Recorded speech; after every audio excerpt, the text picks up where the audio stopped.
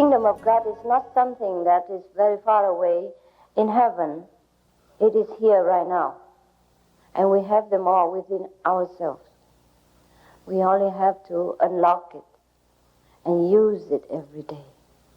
And then we will see how better a person we become, how wise, how loving, and how satisfied a person we will become. Of course, the spiritual attainment is not measured in material sense or value, but it is just the frustrating inability of anyone to express a greater value of insight. We have to start somewhere. Because most of people will ask me, what is the use of practice meditation, of getting enlightenment at all? If we're not enlightened, is that all right or not? Yes, it is all right. It is very, very much all right. But look at our world. Is it absolutely all right? If the answer is no, that means we're lacking something despite all our material comfort or the scientific invention.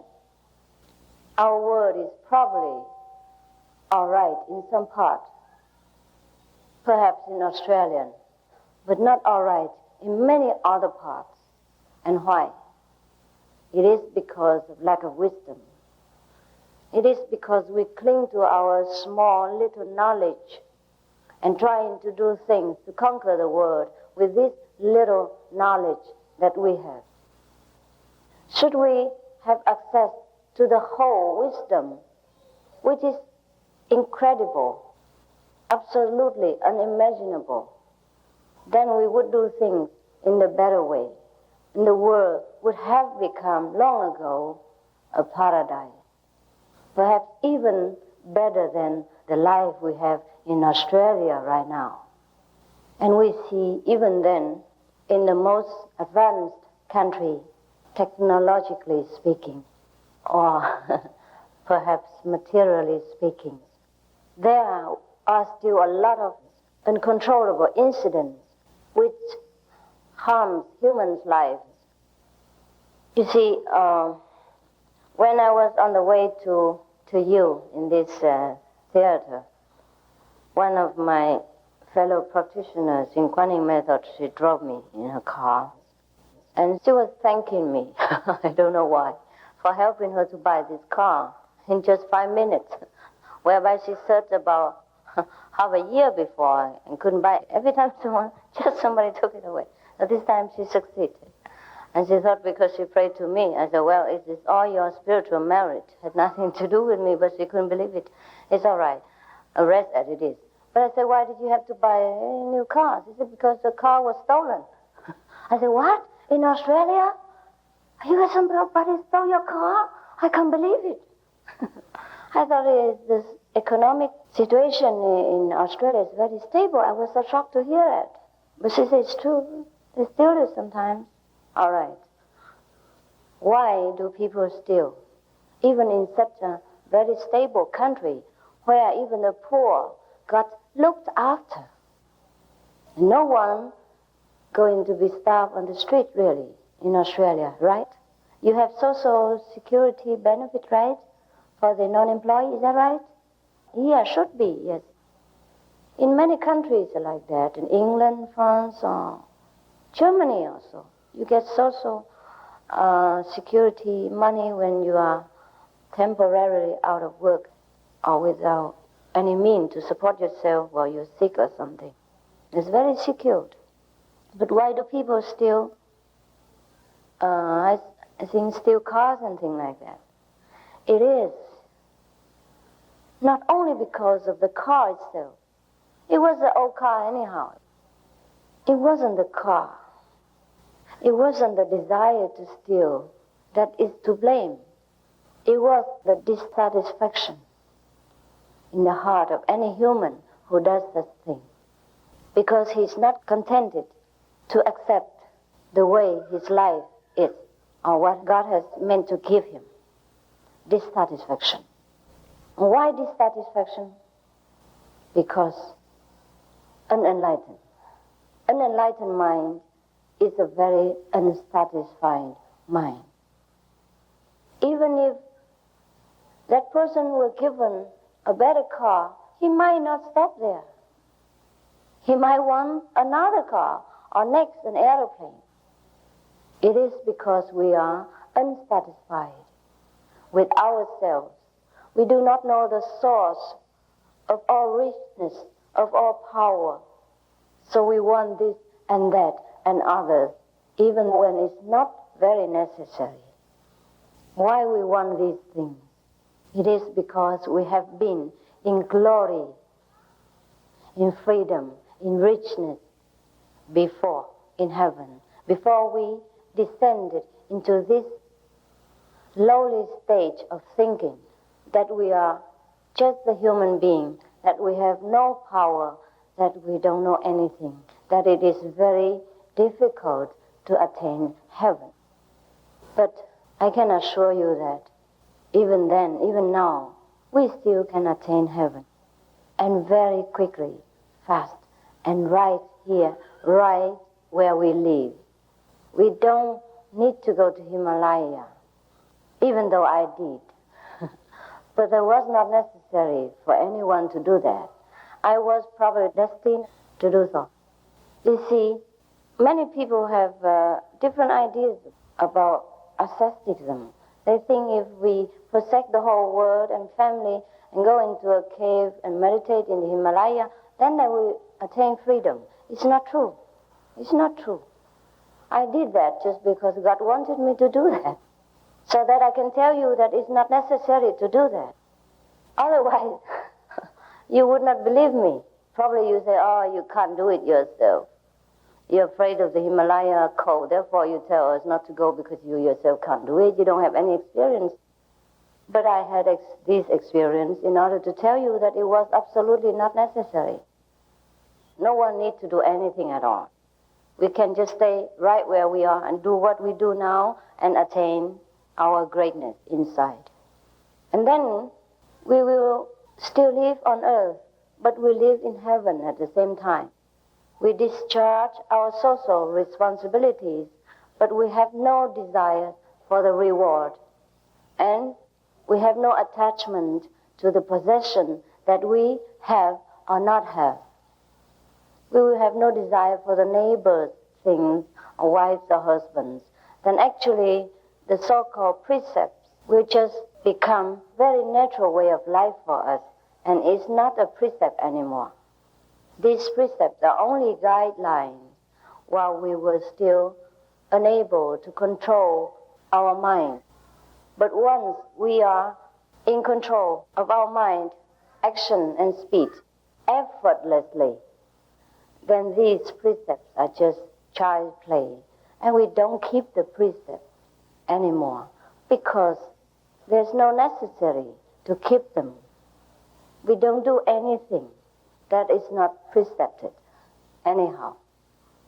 And even then, if we do, we know why. And we do not torment ourselves with the self-inflict guilt that was not necessary in that place, in that instant. But before we can do everything effortlessly, we must attain the state of understanding, of knowing the will of God, knowing the plan of the universe, that at which moment we should do what and why. And we have no resistance from within or without to accept life the way it is, and also to go on with our business without heavy burden, without feeling exhausted from just a few hours of work. And then, even then, if we work a few hours a day, the effectiveness would be much more than before. We put a lot of effort in and we couldn't do much. Most of the masters after enlightenment do not advocate people to leave their families, their friends, their business, to go into solitude or to become a monk and all that. It is because they have seen through that these outer things will not help us to attain the inner tranquility of mind. It is only we truly renounce from within that we truly have an everlasting desireless state. If we force ourselves too early to leave our family ties and responsibility, just like a fruit which is not yet ripened, and we forcefully take it from the tree, then it's useless. We couldn't eat it, and the fruit will not be able to last very long either. It's neither good for the fruit nor good for us. Most of our fellow practitioners in the Kuan Yin method, means the method of contacting the true heavenly light and sound, which represents our true supreme wisdom within. They are so-called laymen, laypersons. There were no monks and nuns.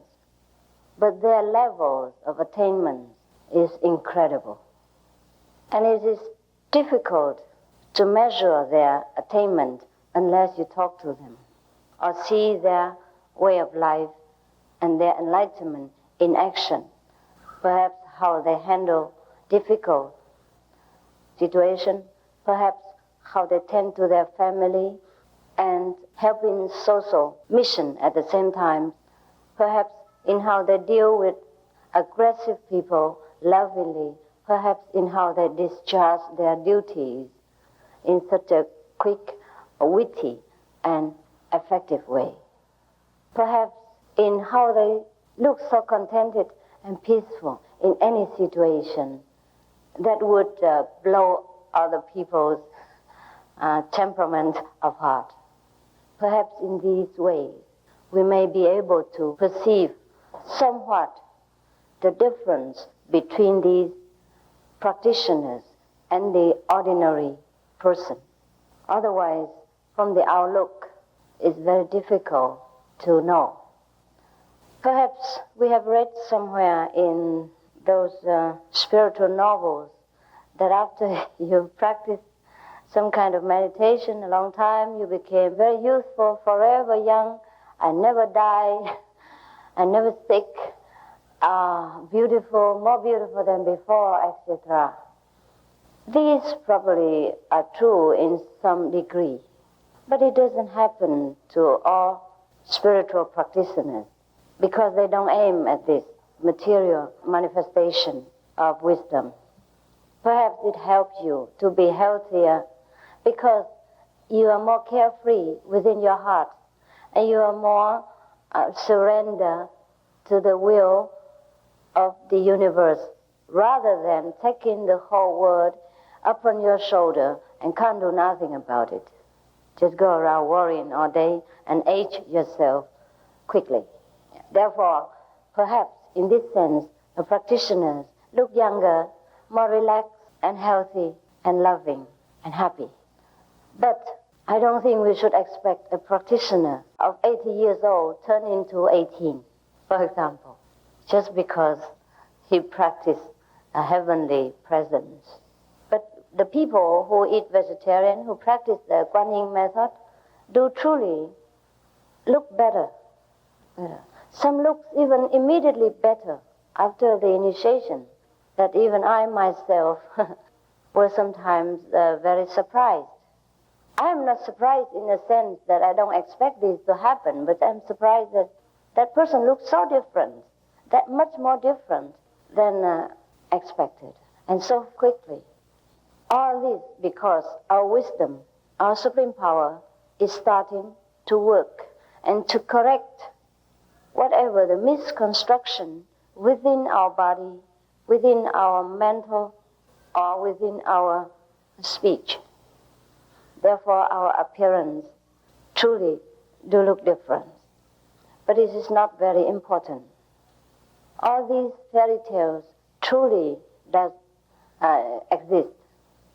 For example, before we hear that such and such person in his dream or in his difficulty, a fairy goddess or mother guardian will come and help him out and things like that. All these things happen right now, in this century even. and all the spiritual healing powers and all kind of incredible supernatural power do truly exist if we practice the kingdom of God, the supreme wisdom, which is our birthright and is always there for us to achieve. If we do not practice this, if we do not find a way to recognize our greatest inheritance, no one will say anything to us. Absolutely no one has the right to say anything. It's only us, we, who suffer the loss. That we have a great treasure, we don't use it. And we suffer so much, or we have some happiness, but only very partial, very short-lived.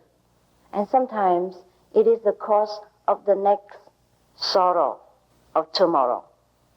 Therefore the choice is for us to wake up into our glory or to sleep in our darkness and denying ourselves all the things that other people every day experience, which is good, which is excellent, which is incredible, which is beneficial for themselves, for their environment, for their immediate circles, and for the world at large. If we do not get enlightenment, we do not know our supreme power, we deny ourselves the greatest privilege that even angels envy, even small gods in lower heavenly regions are jealous of. And that is a pity. We are the only one to be blamed. And so, since I am here already, due to my fellow practitioners' kindness and invitation, I am willing to share with you the way to regain your greatness, to experience your true self, to have all your wishes fulfilled, and to live a more worthy life. Even though we all will die, so-called die later, or our body will decay, but at least while we are on this earth, we will live a heroic life, a strong, spiritual, and we are the tower for other people to look up to and to inspire other people to rely upon their own strength with this insight, which is incredible, which I have no true words to explain. I thank you for your attention, and maybe if you like to tell me something or ask some question, you're welcome.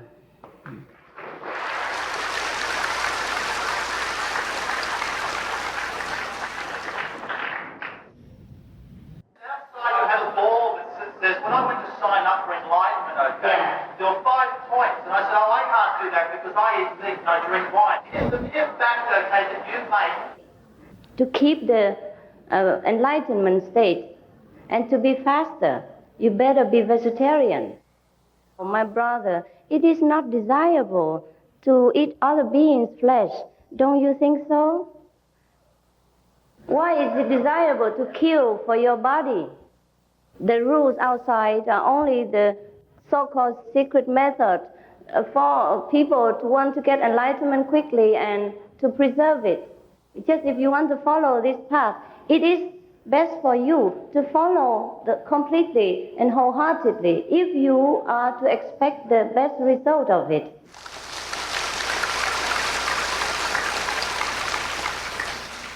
Are there more than one stage of enlightenment? Yes, more, yes.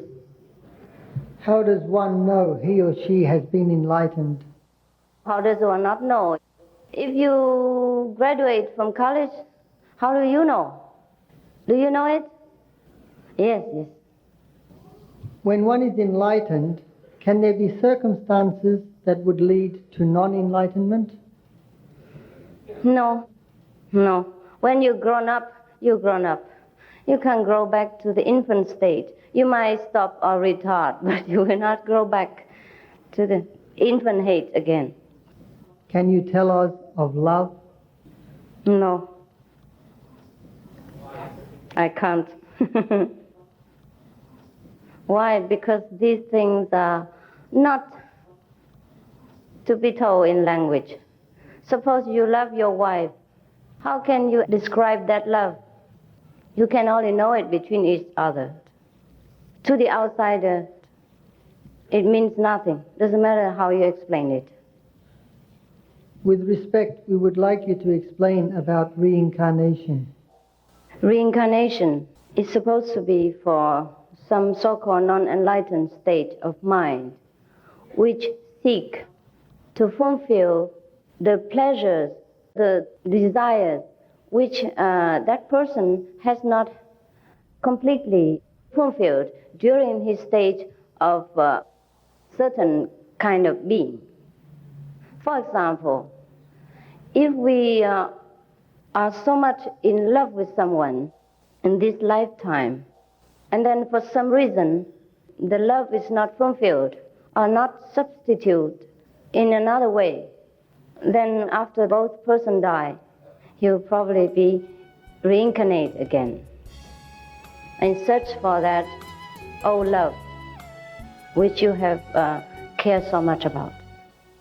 I have no question, but I only ask that you take my love.